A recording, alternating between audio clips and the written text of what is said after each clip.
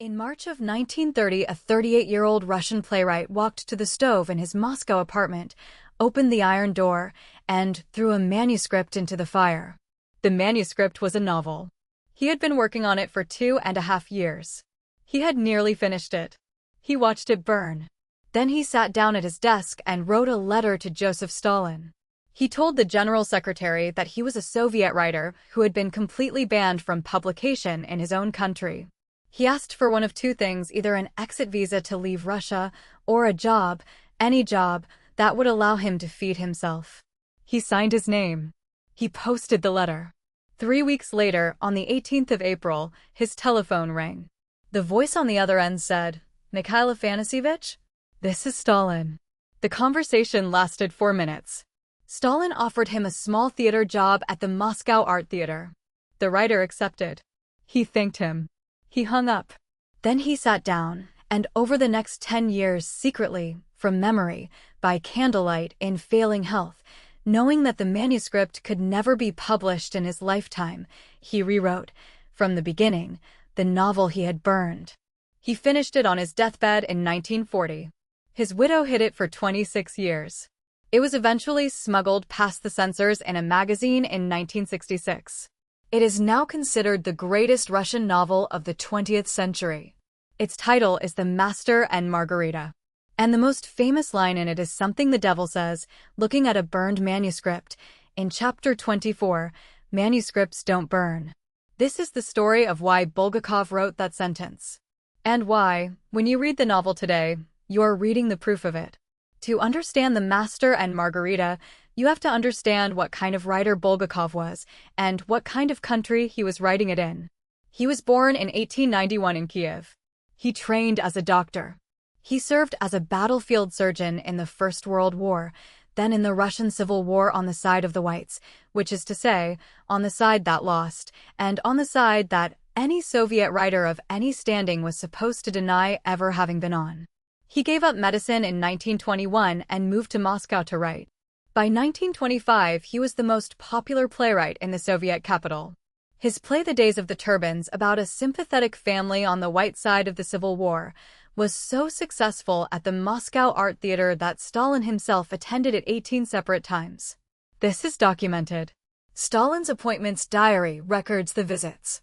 Bulgakov could not understand it.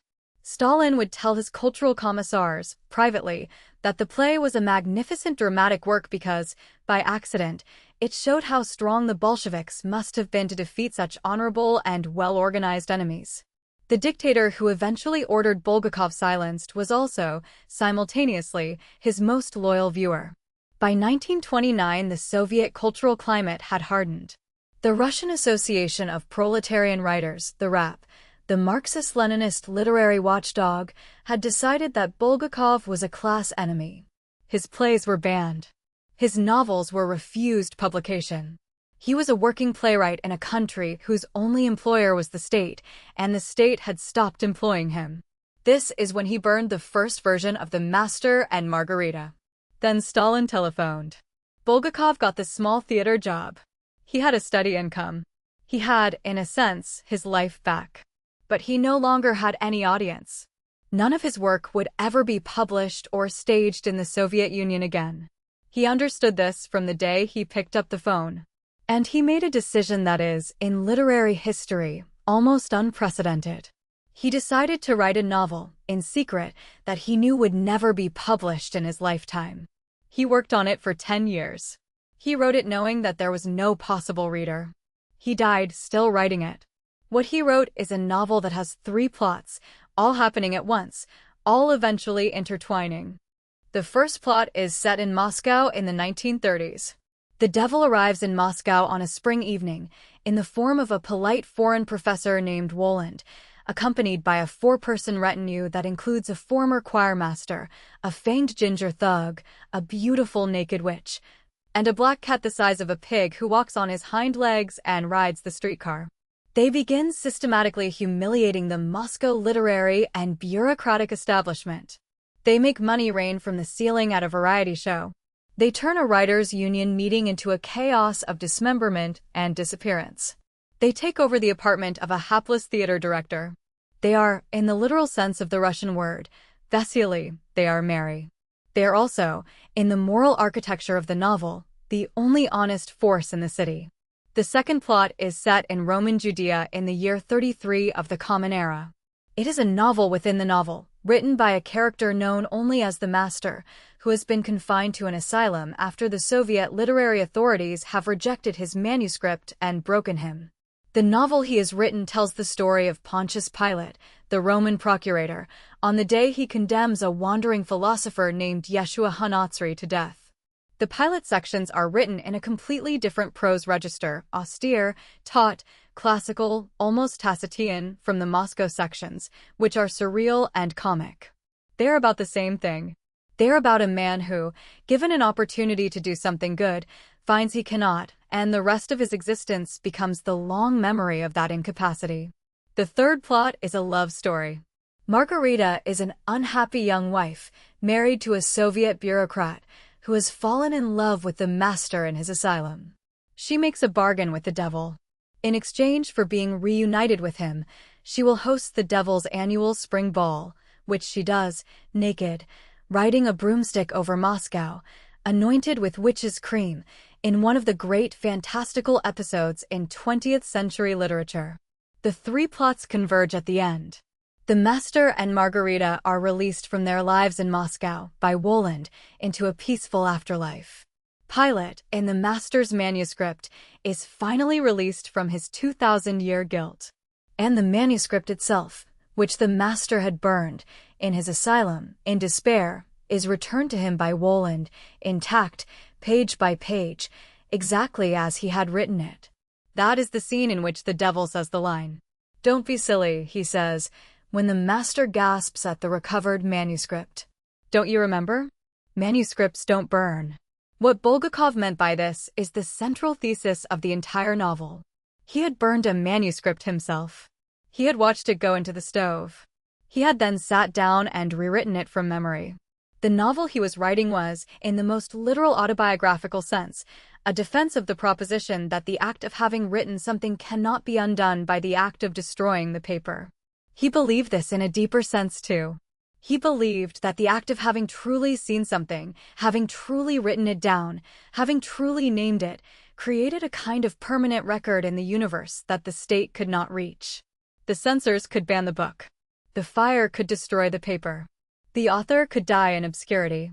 But the thing that had been seen and written remained, somewhere, in some realm that the Soviet apparatus could not enter. Stalin could destroy bodies. Stalin could destroy careers. Stalin could destroy entire languages. But Stalin could not, in Bulgakov's metaphysics, destroy a sentence that had been correctly written. This was a deeply heretical thing to believe in 1937. Most Soviet writers around Bulgakov did not believe it. They believed, with reason, that the state could destroy anything. They were broken by this belief, or they collaborated with it. Bulgakov didn't either.